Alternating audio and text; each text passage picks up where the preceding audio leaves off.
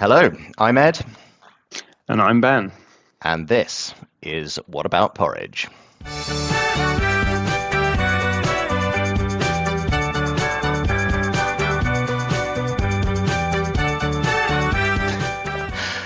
That's right, we're back. It's What About Porridge? It's the podcast where we take a curious stroll through the world of health and nutrition, asking big questions, small questions, and slightly odd ones too.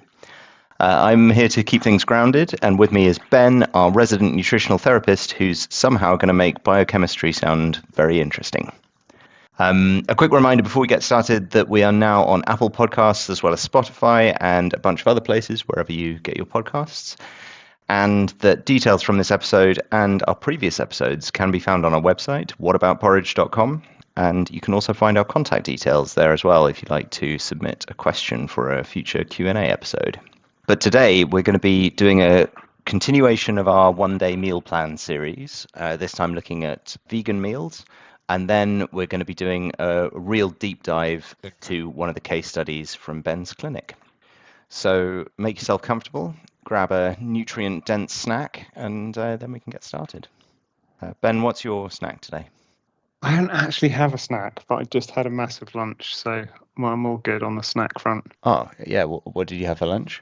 I had grass-fed beef burger on a bed of roasted sliced courgette with steamed greens and broccoli and like a little bed of sweet potato mash. And then I just had some berries for pudding.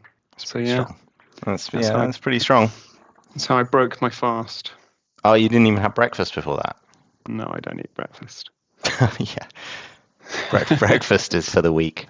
It's just so inconvenient to be hungry in that time of day. All right, let's go then. What are we doing? Oh yeah, we're doing First one of day all, meal plan. but we better mention that nothing we really talk about is important. I mean medical advice. Yeah. So yeah, definitely consult professionals before you take any advice or make nutritional changes. Very good. This is for interest and education only. Okay. So should we dive into it then? So this, as you say, is a continuation of our series. This time we're looking at one-day meal plans. And what's made it interesting is instead of Ed and I going head-to-head, we had a listener challenge me. So it's me going head-to-head with one of our listeners. So Ed, you're going to act as the listener in question. Yeah. So this listener is Florence from Bristol, and she actually is a vegan. So I think she's got a bit of an edge on either of us who are trying to kind of pretend that we were vegan for a day and trying to hit our targets. But the rules of the game are exactly the same as in previous episodes. We've done this twice before, once with a kind of omnivorous diet, once with a vegetarian diet, and now we're going to do vegan. And the goal is to use Chronometer to see how close can you get to, within a kind of reasonable and relatively realistic one-day set of meals, try to hit all of your macro and micronutrient targets in Chronometer. So yeah, let's have a look at what Florence has done for us. Yeah, so okay, hit me with breakfast and then I'll tell you what I did for breakfast. Yeah, all right, I've lost it. Hold on. Not this soon, surely. Yeah. Okay. Well, I think she's kind of trolling us a little bit here, but her breakfast is porridge soaked in soy milk with blueberries. Naturally. Okay, well, I'm gonna raise your porridge with a tempeh and black bean breakfast scramble. Ooh. More than 1,000 calories worth as well, which you'll approve of, Ed. Yeah, no, that's good, definitely. That's a significant calorie breakfast from someone who says that they don't normally eat any breakfast. So, this is true. Yeah, my porridge is just 370 calories. Yeah, interesting. I mean, I'm getting 71 grams of protein. What are you pretending to get? 18. Yeah, no contest. All right, tell us about your lunch. Was it more porridge? It was not more porridge. Lunch is really taking off. We're having chickpea edamame and tofu salad with a tahini dressing, and then an orange for pudding. Okay, interesting. I had a quinoa and lentil power bowl with tahini drizzle. Again, didn't mess around. Like a good I 900 think calories. I think kind of you're cheating basically. This is still a salad. I called mine a salad. You can't call yours power bowl. That's I invented it. I'm allowed to call it what I like. all right, fine. All right, but what you call it doesn't affect the end nutritional profile. It doesn't. Tell me about your protein. For lunch, Mm-hmm. all right, protein at lunch, we have 54 grams of protein at lunch, Oh, which is you pretty did good. quite well. Yeah. Okay, well, I only got 41, but I think total-wise, I'm probably still slightly ahead. But no, that's good. You caught up big time there. That's very nice. Yeah, I mean, tofu, and I guess it's going to be the edamame beans as well, probably some chickpea, but tofu leading the way there. I think that's very proteinish. Absolutely. Okay, well, let's do dinner then before we get on to the nutrient breakdown. All right, so dinner I had, or Florence had, pasta bolognese with a mushroom, spinach, and lentil ragu. Oh, okay, interesting. I went for an edamame and tofu stir fry with cashew cream. Ooh, I just don't think a vegan diet's anything without cashew cream. what is cashew cream? Well, you basically get some cashews and soak them, and then you sort of put them in a food processor and you blend them as near as damn it into a creamy texture. And Sounds they're very quite good. good, actually. Yeah, they're really not bad. You Nice. can use them as a basis for a cheesecake and all sorts of things if you really want to go deep into the vegan world. And do you have any snacks? I don't have any snacks. Okay. We'll come back to that though, because that could be significant in a minute. All right. Well, Florence just had some cucumber sticks dipped in hummus. Ah, okay, sounds reasonable.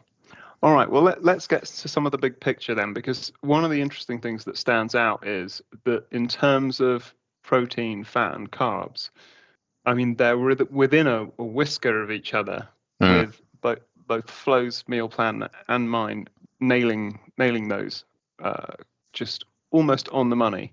I think she might just edge it if we're being fair. In what? Fat 98, my fat is 95. Okay. Although protein, I'm 106% and she's 98. So look, we'll call it a draw.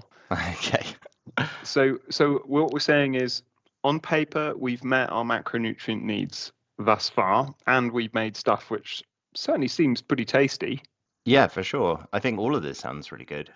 I'm quite surprised. So my bias coming into this would have been to think that yes, you could probably quite easily hit your protein and fat targets, but that it would be really hard to do whilst keeping under your carb limit because so many plant protein sources are also quite high in carb, but that doesn't seem to have been a problem here. No, it's quite interesting.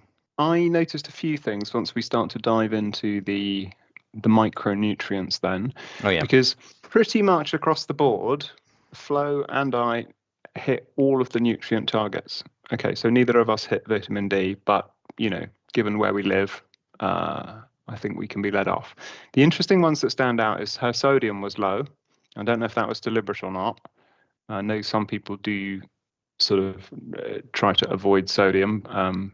So that might just be, I mean, presumably that's not from kind of any of the ingredients. That would just be a choice about how much salt you add to your recipe kind of thing, or?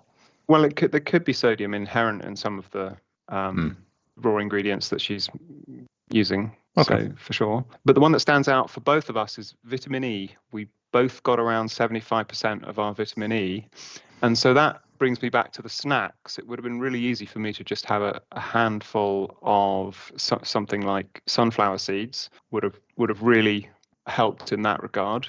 And the other thing that stood out for me was my zinc copper ratio wasn't really very favorable, and I would have wanted to pull that back a little bit. So maybe that's a topic for a future podcast. Does that mean too much zinc and not enough copper, is it? Or no, the other way around. So the other way around, too much copper, not enough zinc. And zinc's one of the nutrients it's quite hard to get on a vegetarian and vegan diet. So one of the known problems. It's kind of up there with iron in terms of bioavailability. It's sort of there, but it's not very bioavailable, and it's a known problem. So that would be something you'd want to address. So just have a couple of oysters as a snack. Job done. The oysters themselves were vegan, so That's true. They love a bit of lichen. Okay, good. so before we descend too much into silliness, should we try and reach some conclusions from some of this? Yeah. I mean, I think overall I'd say this is super impressive. I think you've kind of drawn, right? Yeah, I would call it a draw, and I would thank Flo for her sort of taking on the challenge. Really, I think it's been great to have a listener throw down the gauntlet. Yeah, brilliant. And we'll share both of these meal plans on the website as well. Yeah, we'll do that again. So a couple of things that are interesting then is, so we said on paper we've managed to achieve this. We've talked before about how plant-based forms of iron can be inhibited by substances like coffee and tea and some dairy products, etc. So you may get it on paper, but it not be absorbed due to these kind of anti-nutrients.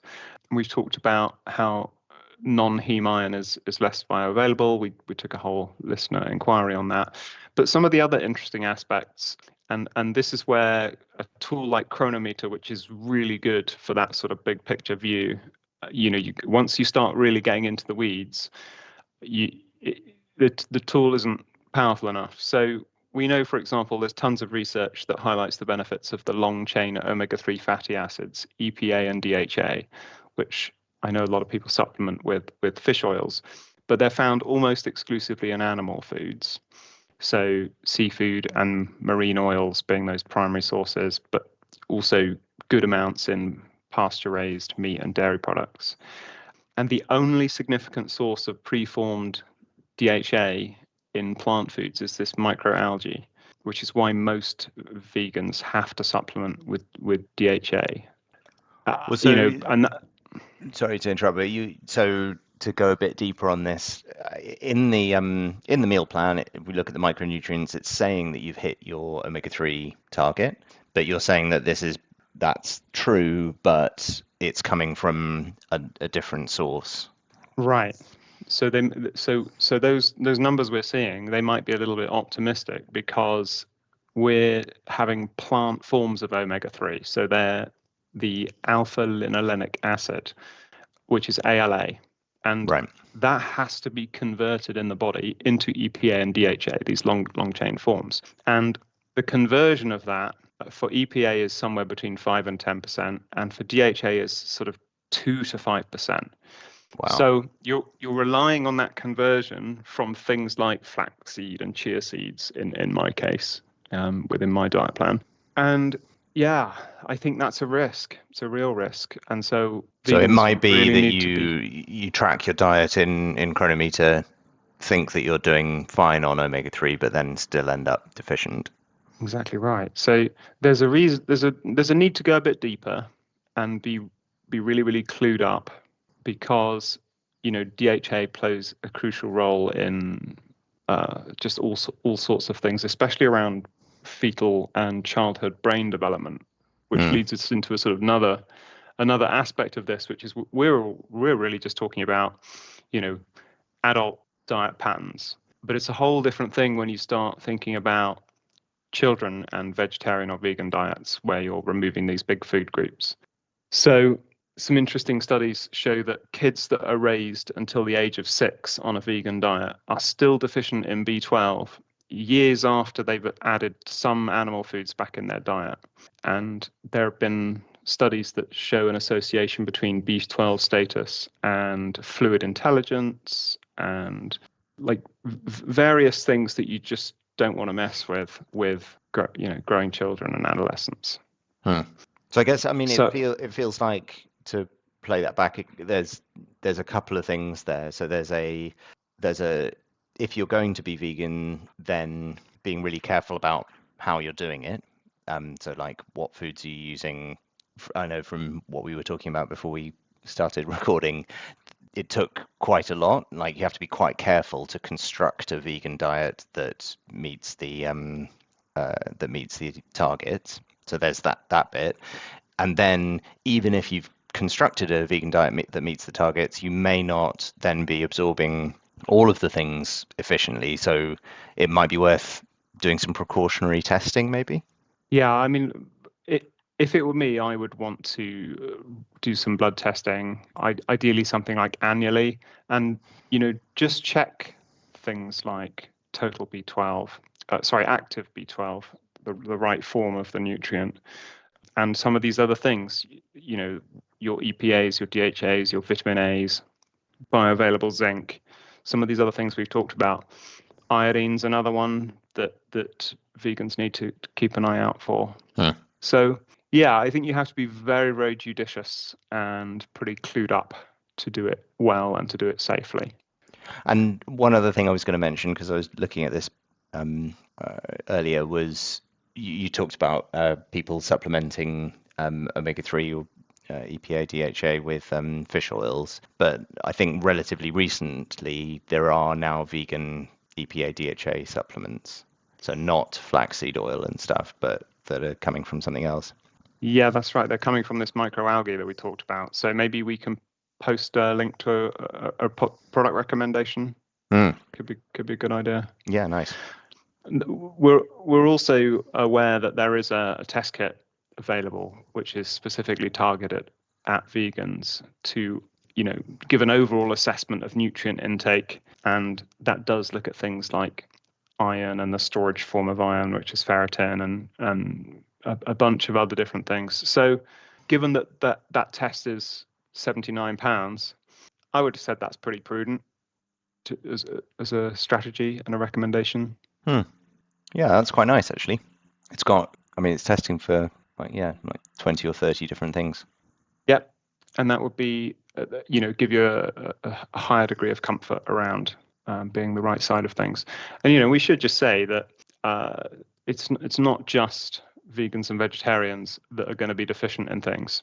Plenty of omnivores would benefit from a similar type of test. And I know that in my clinical practice because I run them a lot. And, having people even meet some of their basic needs seems very difficult in this day and age. I guess, you have said this before, but the kind of chronometer tracking is super accessible because it's free and kind of anyone can do it. Now, it's a great first place to start, but I think in a previous episode you were even talking about kind of nutrients lacking in foods due to soil degradation and stuff. So it's actually, it's possible that you think you're getting X from eating a tomato, but maybe the specific tomato that you're eating doesn't, and all this kind of stuff. So probably Absolutely. testing's the next step if you're really into this or worried about it. Yeah, absolutely. So my Powerball might report that it's got 233 milligrams of calcium, but that's an average in some database somewhere, and who knows? It's an average Powerball.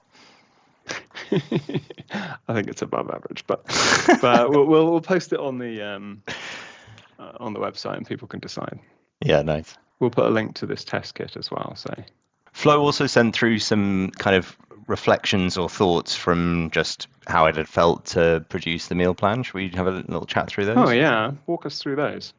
All right. So she said, what was she thinking as she was doing it? She was saying, I was most conscious of protein as that had been something that you'd struggled with in the vegetable meal plan. That's a polite way of teasing us about 9 eggs or whatever it was that we resorted to. And yeah, so she says there are some vegan things which are high in protein, like nuts, but those are also quite high in fat. So you could blow your fat target quite easily by relying too much on nuts. Or the other way is that lentils have got lots of protein, but they're also pretty high carbohydrate. So I think she took a fair amount of time kind of balancing the right amounts in order to get the right amount over the day. Especially as she knew we would be harsh judges. No, she's done brilliantly. She says, I was quite reliant on soy products for protein. So a lot of her protein, I think, came from soy milk in the porridge, tofu, and edamame beans in the salad. And she also says, I found since going vegan that you get full in the same way as a non-vegan does at the end of a meal, but that you get hungrier again sooner. And so the portion sizes she's got on lunch and dinner are really pretty big. You don't blow your calorie target, but it just feels like a lot of food. And so sometimes she says she actually ends up having two lunches or have kind of leftovers as a mid-afternoon snack or something like that, rather than trying to stuff in the full amount in one sitting. That's interesting because it raises questions about digestive capacity, and we're going to talk about that a little bit in the case study today. Okay. And then her final reflection is, I think she was surprised perhaps by how important the dressings and like toppings and things are. So she gives an example where her lunchtime salad had an olive oil and tahini dressing, and just that dressing gave her more than a third of her total daily fat. And then also that the nutritional yeast that she used instead of parmesan on the pasta was almost the whole of her B12 source. Very interesting, yeah. So there's, Yeah. I guess that's kind of underlines some of the stuff we've been saying already, that there are some like particular tricks and sort of things to keep in mind or use to make sure that you hit things. Yeah, like we were saying, you've got to be pretty clued up, and it sounds like she is. Oh. And she also says, just for anyone who's interested in upping their tofu intake, because I think, yeah, tofu was a bit of a powerhouse in her meal plan, that she recommends a tofu press as an essential bit of kit, and that as a kind of beginner's tofu recipe, fried up in oil, salt, and smoked paprika, she says is bloody delicious. Excellent. Right then. Well, that's probably quite a nice segue then into the case for today. Yeah, let's do it. Who are we talking about today? So the case we have today is a 43-year-old female who's called M. Okay. Just the capital letter M. So she first came to see me in May 2021. So let's talk a little bit about who she is then. So she's married to a husband that's a writer. She has a 6-year-old daughter. She's pretty fit and active with hobbies that include skiing and hiking, a little bit of running. Her vital statistics, she's 65 kilograms and 5'3". She works in quite an interesting job, doing cutting edge research and development, sort of an office environment, but she's a team leader for a bunch of scientists and engineers. Mm-hmm. And she found me because we actually went to school together, so we've been friends for a very long time. So there's amazing. There's a connection there, as opposed to her just Googling me. And I know we've kind of talked about this in previous case studies, but why do you go into the sort of history and like what relevance does her job have, or hobbies and things? Oh, you never know what you're going to learn from somebody's environment. I mean, let's just say that they're an office worker and they solder together circuit boards all day. Well, what are they breathing in? You want to know about toxic exposures and work-life balance, and Yeah. you'll see in a minute that when you really listen to people, if you listen to them long enough, they tell you what's wrong with them, and it makes your job a lot easier. So I don't put any time limit on my consultations. It's just you just keep going. Mm-hmm. So she came to see me because she was having problems with very low energy, anxiety, and stomach pains. She also mentioned insomnia. But on her intake questionnaire, she said things like she's previously been to see her GP. She was crying for no reason, and she felt like a shell of a person. Wow. Quote unquote. So I often sort of zero in on some of the things that people say. She said she was experiencing terrible anxiety, which she linked to energy levels and her stomach issues, because she was holding her anxiety in her stomach. Mm-hmm. Which I think is quite common. She reported having regular stomach aches and headaches that lasted for days, with sharp pain on the right side of her abdomen. And she said that she'd always had them, and she'd essentially had an IBS sort of diagnosis, if you like, since university. That's irritable bowel syndrome. That's irritable bowel syndrome. Yeah, thank you. I shouldn't use the acronyms. So basically, irritable bowel syndrome is is my real pet peeve, because I see a lot of people with gut dysfunction. It's really a dead end diagnosis that's extremely unhelpful, because you've just told your doctor that your bowel's irritable, and they say, "Oh, you've got irritable bowel syndrome." I just told you that. That's open and shut case then. Would you prefer it if the syndrome was named in Latin? I would, actually. So one of the interesting things about this is, and the frustration is, it does just stops there. You're given that label and it stops there. But there are at least 13 distinct clinical conditions that are under the label of IBS that can be identified with the right testing and treated successfully. Right. And so you'll see as we go here that this is one of those cases. Yeah, so I mean, this sounds like this sounds like one of the more serious cases that we've talked about. To be honest, it's really some quite nasty symptoms.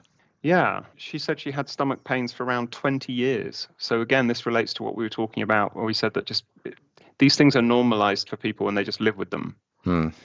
But this is an interesting thing. She wrote on her intake questionnaire that the stomach pains seem to be related to eating bread.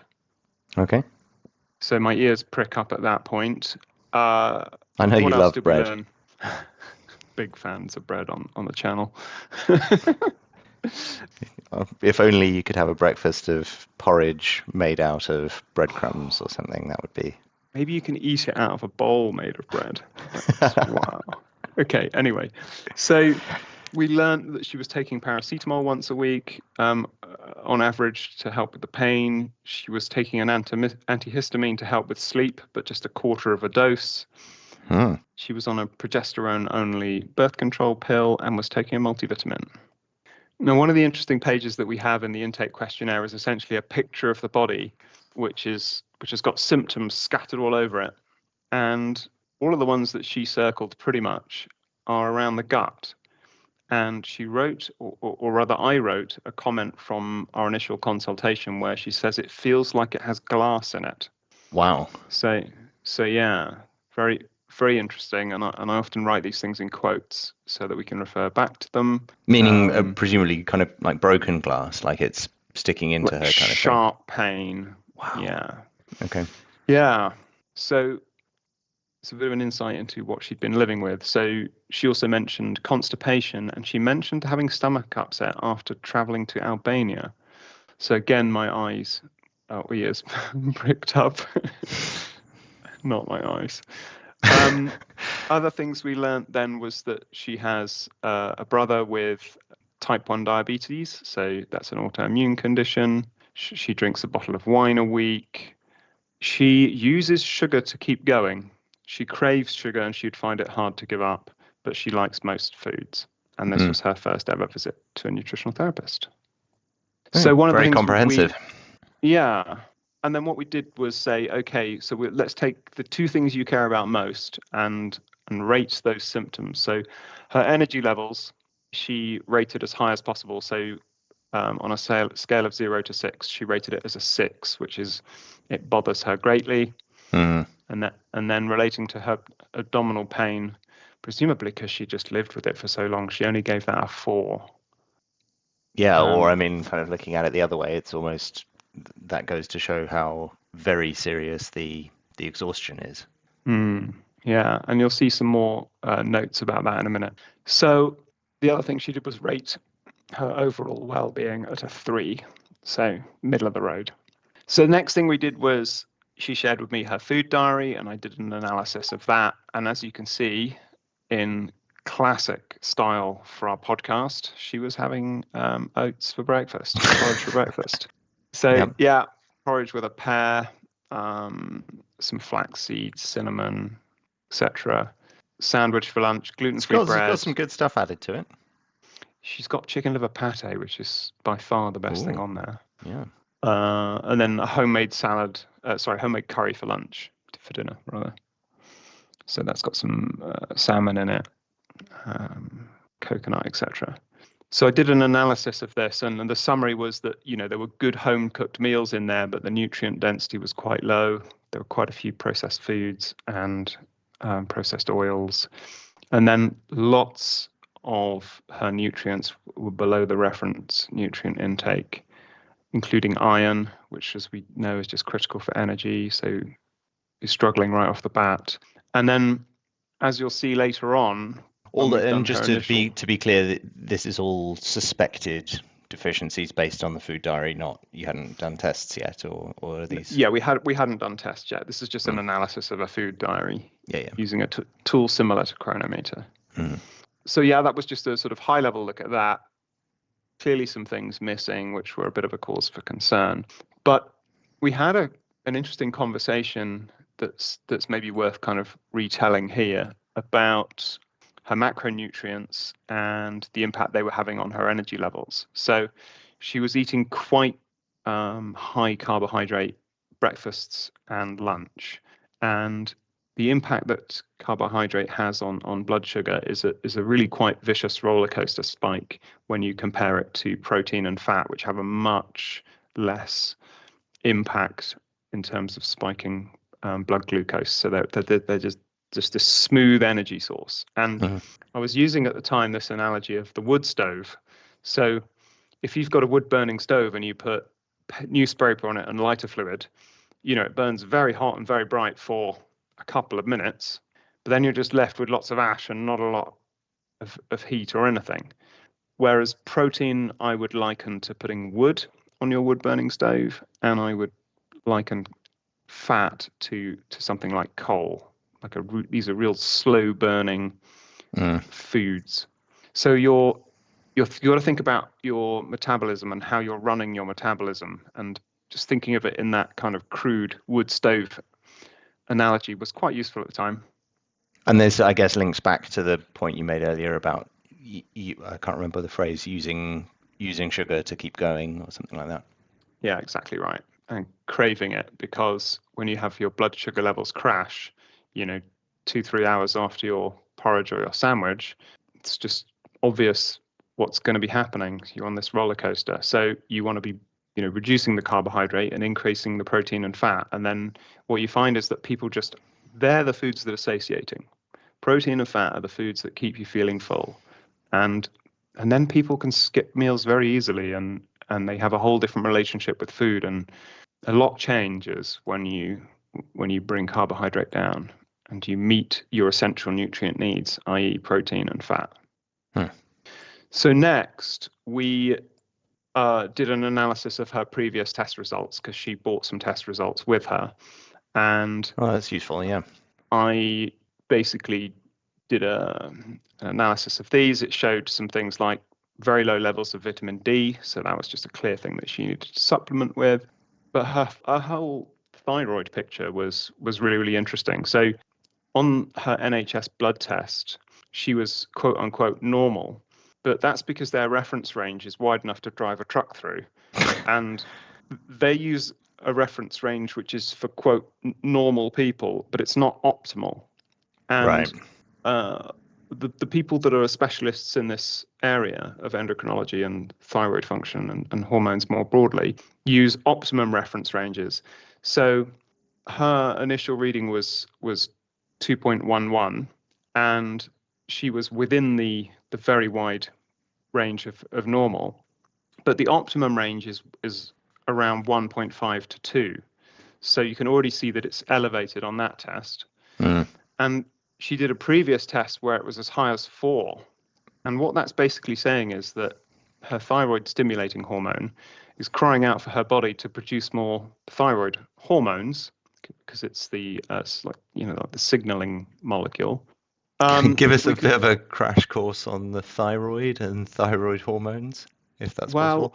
Almost every single cell in the human body has a receptor for thyroid hormone, and it's crucial in regulating metabolism and energy levels. So everything from body temperature to, how vital you feel and how much energy you have throughout the day it's a crucial piece in that puzzle. So when the thyroid doesn't produce enough hormones, you feel sluggish and slow, your metabolism slows down, weight gain's very common. So number one symptom, tiredness, lethargy, fatigue.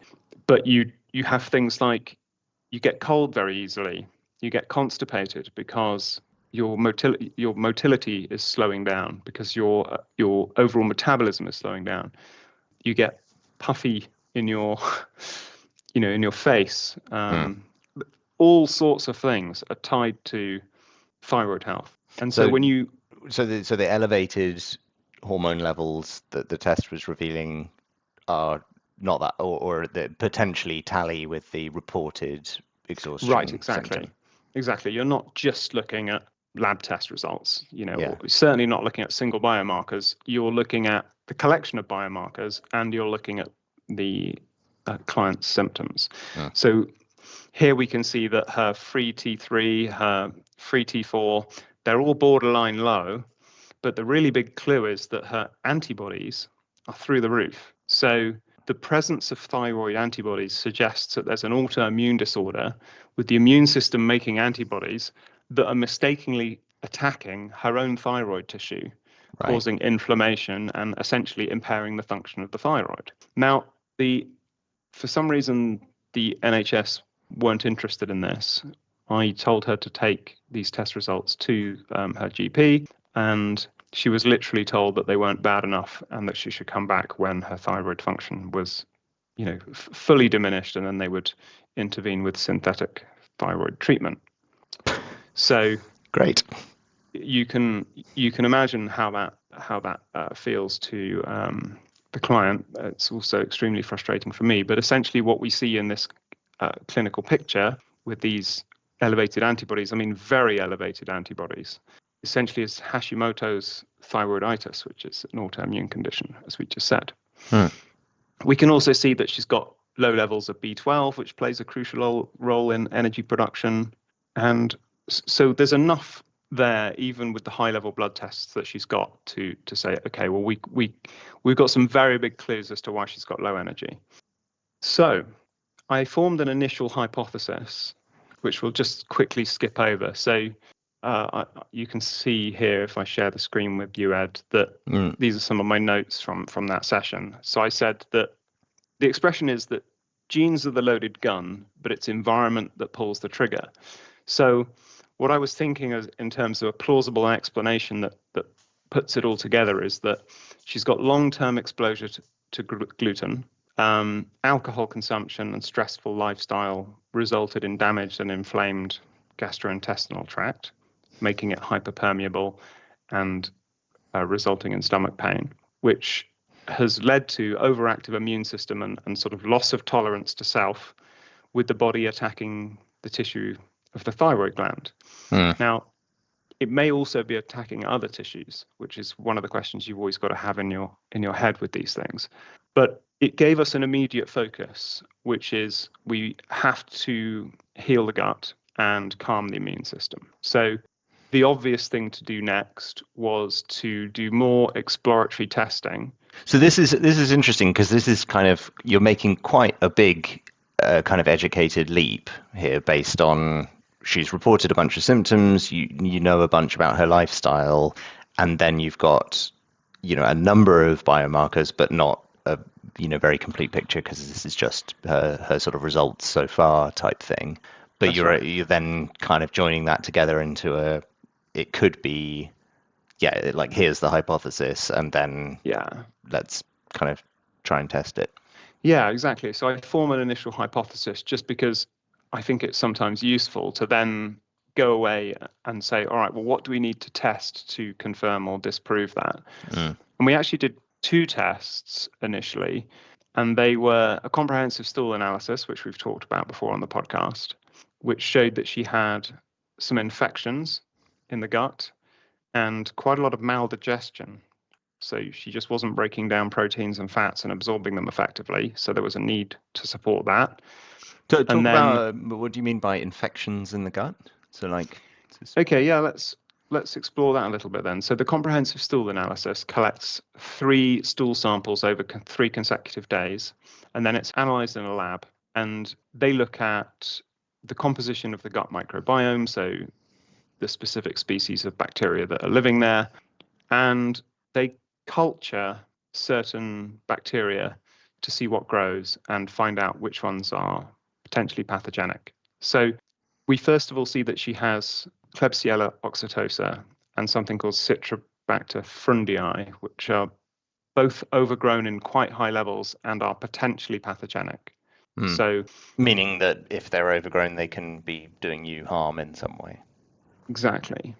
And then a little bit lower down, we see a parasitology section where they look at, 25 or so different types of, these are things like roundworms and tapeworms and liver flukes and all sorts of things, protozoa. And she has something called Blastocystis hominis, which is a sort of sometimes considered commensal, but when it overgrows, quite annoying parasite. And, again, it correlates with her symptoms, right? She's having these sharp gastrointestinal pains. You're seeing an overgrowth of problematic types of bacteria, low levels of others.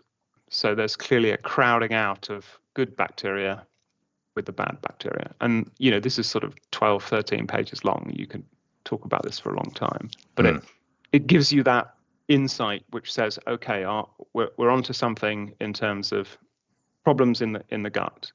And because of this hypothesis, I also ran a second test, which was a quite advanced test looking at the proteins and peptides in wheat. So essentially, when you eat wheat, it breaks down into various components, and you can test to see if the immune system in somebody is reacting to all of those different components.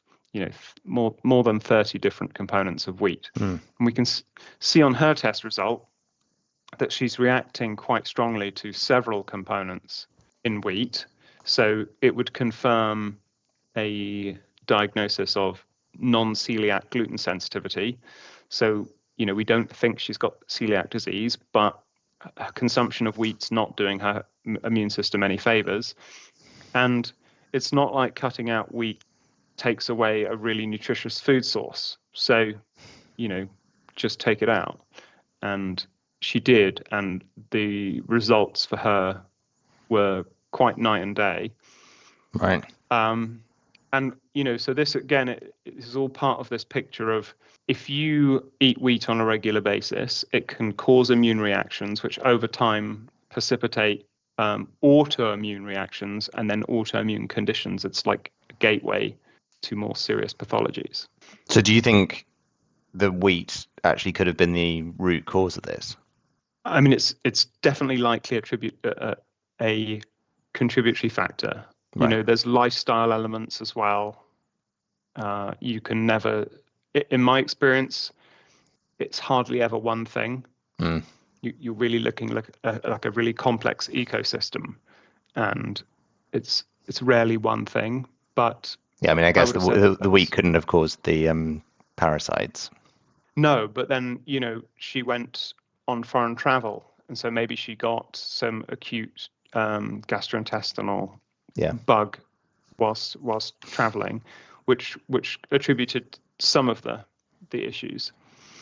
So we then had enough to go on, and so I presented the client with a couple of options. So we had the option of going down the herbal route and doing a herbal protocol of antimicrobials, or going down the pharmaceutical route. And initially she chose to go down the pharmaceutical route. So I wrote to her GP outlining the background of the case and the test results and what we were dealing with in terms of the microbial overgrowth, and requesting some antibiotics. But the GP actually said no and wasn't keen on prescribing antibiotics. So we were forced to go down the herbal route.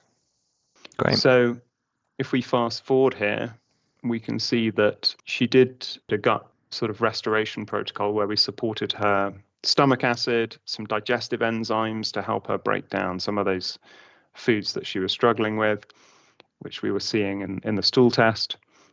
And then we introduced a beneficial yeast called Saccharomyces boulardii, which helps crowd out the parasitic Blastocystis hominis. And we did a bunch of gut healing stuff using compounds like L-glutamine and various other things. So, there's a lot there, We could talk for hours I mean, about the it's things pretty that we did. wild actually how targeted you can be. So I guess once you've got that, kind of 12-page document from the stool analysis, you can then go really very specific on the treatment protocol. Yeah, I mean, you do know a lot. So, for example, we can see here that she's just not breaking down proteins very well. So there's an obvious need to support digestion. And some people, that just makes all the difference straight away. So there was an interesting note in one of our consultations where I made a note that she can't eat much meat. And for me, again, that's a red flag. It's like, okay, so what's your digestive capacity if you can't eat much meat? But what So does that, can't eat much mean? As in, she'd get digestive problems if she tried to eat too much?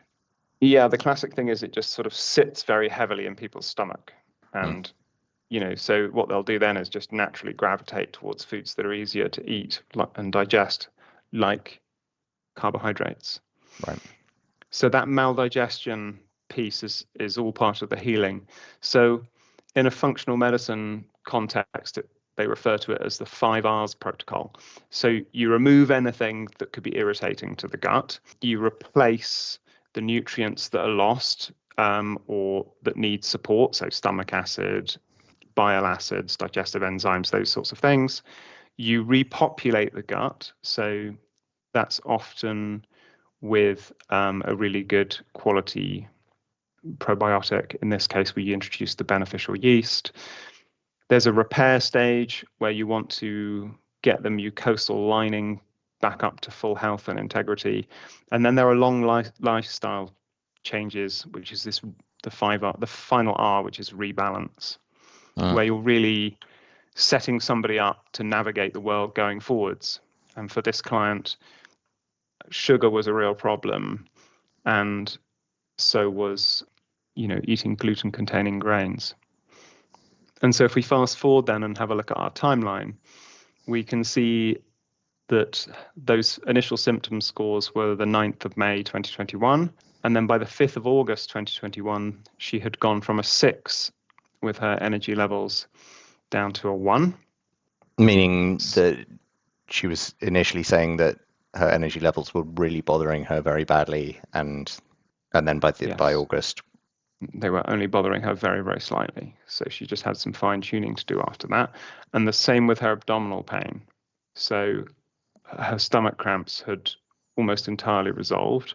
She would find sometimes so she went on holiday on a cruise ship and got exposed to gluten. She'd have a flare up. She'd have like GI problems for a few days, take a little while to settle.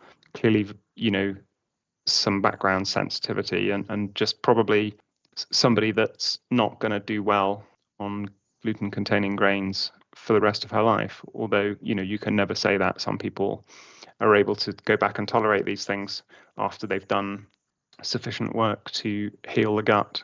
It's amazing how fast that has turned around, though, right? From 3 months, yeah. From being exhausted, and what she said that she felt like a shell of a person, and then saying that it's not, that the tiredness is not bothering her at all within 3 months is unbelievable. It's very interesting. It was a great client case for me to have, and it opened up lots of avenues we don't have time to talk about around female hormones and things around electrolyte balance, because she was doing running and finding that she could never rehydrate successfully, and we linked some of that to low potassium, which is also required for stomach acid production, interestingly enough. Right. So, these things are all linked up in the end. It's quite a scary one, actually, because, I mean, going back to her food diary from the beginning, I mean, that, I would regard as really pretty healthy, like you said, is sort of all home cooked, sort of real food, pretty much. Yeah, I mean, you would describe that as being most people's diets, I would think, in terms I think that's better than average. Is it? Okay, so there we go. So it shows what's achievable when you're lucky enough to run the right tests. But there's a lot you can do once you once you figure out you have Hashimoto's, there's loads you can do to manage that condition and keep it in check. Did you end up kind of testing again to look at the thyroid function? No, but one of the things that I do with some clients, depending on how much money they've got and whether they want to do this, is I set them up with a subscription service so that these things will just happen on a 6-month basis or an annual basis, and they'll check all of their, they'll get their vitamin D, they'll get their active B12, they'll get a thyroid panel, and it just arrives in the post. They do a pinprick blood test at home, and they can just keep informed, really. And a lot of this people end up having to do themselves is the journey people go on. Because our healthcare system's brilliant if you've got an acute problem, but if you've got a complex chronic problem, well, your best bet is to go and find somebody trained in functional medicine, but that's a very expensive route to go down. And so most people, if they're lucky, they find books by very good authors. And I think we talked before about putting a list of who these really great people are on the website. Yeah. I'd forgotten about that. We should crack on with that. We should do that. Yeah. So there we go. There's the case of M, which that's a great story. Loved it. Has a happy ending. Yeah. Excellent. All right. Well, any closing thoughts from you, Ed? I think I've sort of summarized my thoughts already on the vegan meal plan. I think that was super interesting. It actually, I think, surprised me. I thought she was going to be able to hit all the macronutrients, but would struggle to hit the micro. So I think that was really impressive. And yeah, on the case study, I think again, I guess it just sort of underlines how important the testing is, and also just I don't know, I've already said it, but I'm amazed at how fast that turned around. Yeah, and I think that's what you see when it's a classic evolutionary mismatch. Somebody is doing something day in, day out that they're just literally not designed for. And but then your body, your body just rebounds. Right, exactly. Knows what to do. I mean, this is I know we probably said this in every episode, but this is our theme, right? But that this thing of people just putting up with various suboptimal feelings in themselves or in their general well-being, which actually could be addressed. Yeah, and my feeling is that way too many people put up with way too much. And like I said with the IBS thing, this is probably my closing thought, really, is don't be given a dead-end diagnosis, because if you find the right practitioner and you take the time to investigate, there are actual things that you can do to fix actual root causes and not have to live with all these things that people are putting up with. Love it. All right. So before we wrap up, should we just talk a little bit about the next episode? Yeah, we're going to be talking about healthy aging, which I think is a topic lots of people care about. So essentially all the things you can do over and above the principles we laid out in episode 4. So we're going to be talking about one of my favorite topics, which is biological age and our rate of aging. So the rate of aging of our cells, tissues, and organs, overall biological age, and how that can be modified. And the good news is you can really slow your rate of biological aging. We'll talk about some examples and case studies. And we'll give some actionable evidence-based advice on how you can do it, how you can slow your rate of aging. Brilliant. So yeah, it's going to be a whirlwind of epigenetic clocks and time-restricted feeding and all sorts of other. Yeah, throw a bit of vagus nerve stimulation in there for good measure. For definite, yeah. And we'll maybe tell people how they can do this stuff at home. Perfect. Sounds very exciting. Excellent. Well, thank you, Ed. Thanks, everyone. See you next time.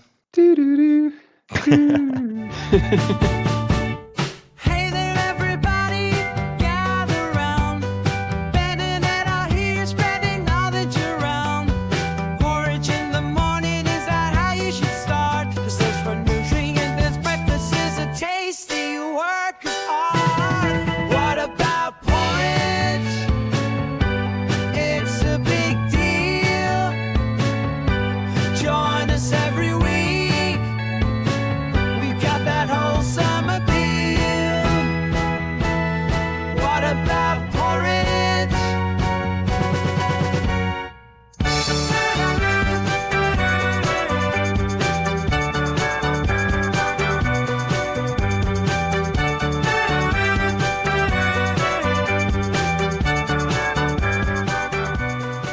episode 6. Let's try and keep it up vibe and keep it interesting.